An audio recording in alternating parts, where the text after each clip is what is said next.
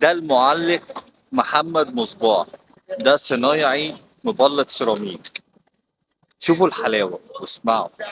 هذا ليس سباق نقاط بل سباق مع التاريخ. اخرج بالكرة للامام، اخرج بالكرة، يلا يا زيزو، اخرج يا زيزو، حط يا زيزو، يلا يا صلاح، يلا يا صلاح، يلا يا صلاح، يلا يا صلاح. الملك المصري يعيد كتابة التاريخ ويضع الخط يا سادة. عندما تشتد الازمات يظهر الاساطير، تظهر الاساطير. وعندما يحتاج الوطن يا عبيد الى قائد يحضر صلاح، يحضر صلاح. مصر لا تسقط، مصر لا تسقط، بل مصر تنتفض. نعم تنتفض.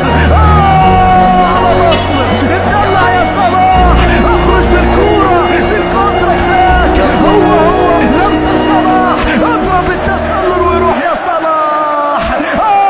على مصر، علينا ان نتذكر ونعيد الذاكرة مرة اخرى. علينا ان نحلم، ولو بطلنا نحلم نموت، لو بطلنا نحلم نموت. لابد ان نتذكر يا عميد بذكريات 98، بذكريات 2006، مع ذكريات 2010 2008. افرح انت المصري، ولما لا، انت الكبير وستبقى كبير يا مصري. على صلاح الملك يعيد الكتاب. سير الملك صلاح يكتب، فحق لملك